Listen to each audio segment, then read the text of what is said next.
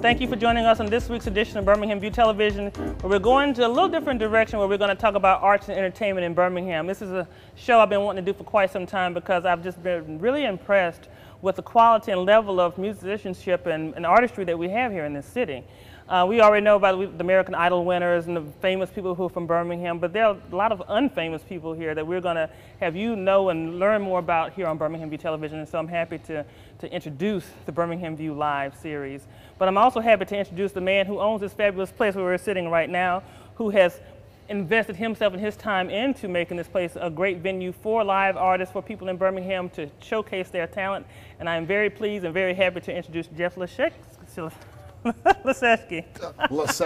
Thank you. Jeff Lasecki, yes. Oh gosh, I just butchered your name. Anyway, thank you guys for joining us here today, and I really appreciate it. No problem. So just tell us a little bit more about Old Car Heaven and your vision for this place, and especially as it relates to the music industry here in Birmingham. Well, you know, I've been in Birmingham for about 8 years now, and studio and music, and came to Birmingham with the concept of there's a lot of great musicians in Birmingham. At the present time, there's not a lot of great venues and not a lot of great bands. You know, they both go hand in hand. Yeah. Musicians making money, buying instruments, getting paid to play at the venues, having people in front of them, and right now there's a catch-22 going on where the bars aren't paying real well because people aren't coming because the bands aren't there. So it just, you know, it's right now, it's sitting right now. And, you know, it's not uncommon. You know, I'm from Detroit, and I saw, you know, I did my first show in 1978, and I saw 3 distinct rise and falls of music in there. And so, you know, and it always, almost always, when it gets started again, it's a couple of bands with a couple of venues and some radio personalities. It's all about people working together. Yeah. And right now, you know, I mean, what I'm trying to do here is to create a first-class stage, a world-class stage. It's great out there. You'll see that some of that, you know, when the taping that we did here, which is fabulous. Great. Right, and by getting people to getting bands to get on the stage, getting people down here, you know, trying to incorporate the television as your show, and getting people to work together so that there's a scene. There's something that people are interested in being involved in. You can't make that happen. You have to have quality musicians and bands and great songs and good entertainers and promoters and managers and agents, and then that is something we lack here in Birmingham. So you say you came here with the express purpose. What was it about Birmingham that drew you here? I saw that there was an opening. I saw that there wasn't a lot of recording studios, and there wasn't a great music venue, and there wasn't an entity that was not just trying to make money off it, but trying to build, you know, through education, through understanding of the music business, and what it takes to get. What does it take to go from being a band in the garage to being a band on an arena stage? And it ain't easy, and it's hard work, and there is rules. So what do you see on the horizon, you know, even with the people that we're going to be showcasing on the show here, with the talent that's here, where can Birmingham go in terms of the music industry and scene here, as far as you see? Well, I mean, you know, with the digital revolution that we're in right now, it can go worldwide, and I really believe that. You know, we've got so many irons and so many fires that we think are going to work, but you know, a lot of them depend on each other. That's right. You know? So it's like I got to build a little over here and build a little over here and build a little over here, and then kind of tie these two together. And it's a slow build. Anything that we're going, you know, I could go out there and put all of my resources into one act and say this is the gig and this is where I'm going to make my money, and I go do it. But that may not build a sustenant music scene or creative cultural scene in Birmingham. So I'm trying to, you know, work with the videographers, the television shows, the comedians, the radio stations, the radio stations, television, the mayor's office. You know, anything we can do to get people working together and bring some interest and say, yeah, hey, Birmingham has got talent. It's got some talent. And not only that, it has industry. And that was the other thing I was going to ask you in terms of the industry. What does Birmingham need in order to have industry? You talk about the raw talent and the people that we have, but what else is it going to take to kind of make this a place where music is an industry, an economic development engine? Well, the big thing we need is what we don't have but it's again the catch-22. We need agents. Agents. We need songwriters. We need managers. Yeah. We need venues that understand entertainment. You know, do not say that a band goes on at 9:30 and then the band goes on at midnight. Now it's happened to me here. I wasn't happy, but it does happen. And you know, it's all about being professional entertainment and giving the audience they want. You know, what they want. Okay.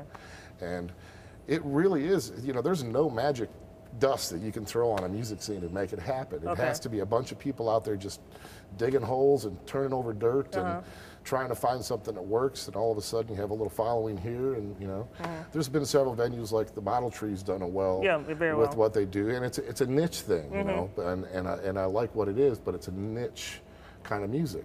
For the more rock, alternative rock. Sure, it's alternative rock, yeah. you know, and it has its crowd. Is it going to have mass appeal in Birmingham?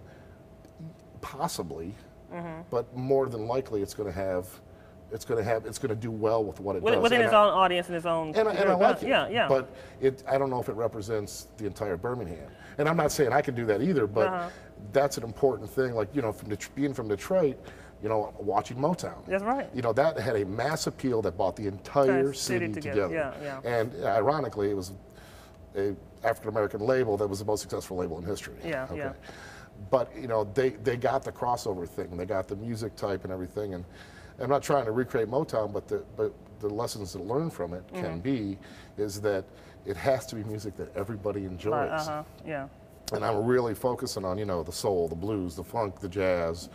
That's the stuff that everybody gets. Yeah, they get it.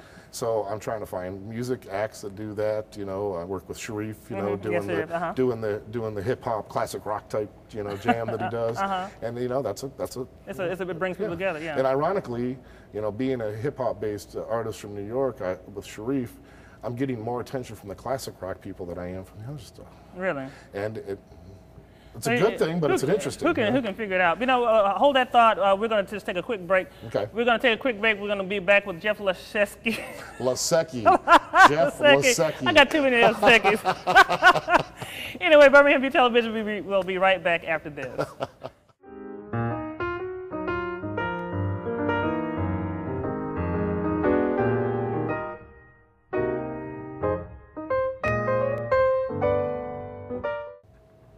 Welcome back to Birmingham View Television. We're here at Old Car Heaven with Jeff Lasecki, great owner of this place, who's been trying to do his best to bring about a real renaissance in the Birmingham music scene. I appreciate what he's done, but he's got a lot of work to do, don't we all? But anyway, I wanted to talk a little bit more. I had a couple more questions I want to ask you about, you know, you talked a little bit earlier about bringing people together, you know, creating that great Motown sound. I'm wondering, can that be replicated? I mean, right now with the way music is on radios, it's all very segmented. You have the R&B, you have the country, you have the old country, the new R&B, the old R&B, alternative rock. You have all these different stations that cater to different groups. Is it a possibility to have one label or one kind of music that can create the interest from you know, multiple you know, groups of folks? Sure. Yeah. Now, you know, I believe that. I believe that, you know, that they're, you know, not everybody listens to Motown, but you know, it's all about percentages and numbers. Yes, it is. And in business, in numbers, it's units, right? Good music is good music, and if you get people dancing, and it doesn't offend anybody, and it isn't exclusive, people will join together. Well, they will, but how many folks do you have like Michael Jackson and Prince and like back in the days? Yeah. And again, this is what we talked about a little bit, is it's really about the song. Okay. A great song can start everything. One great songwriter. There wasn't that many great songwriters in Motown. There was only a handful of them. Yeah. You know, Smokey wrote a lot of that stuff. Yeah, he did.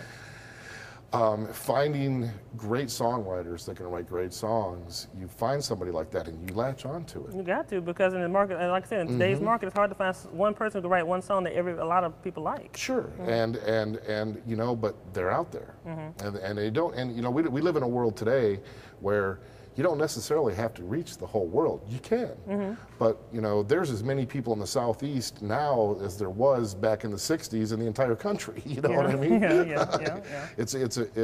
We'd only have to tap, you know, the Southeast for our market and create an industry, a financial industry here in the music and entertainment business, just by tapping the Southeast.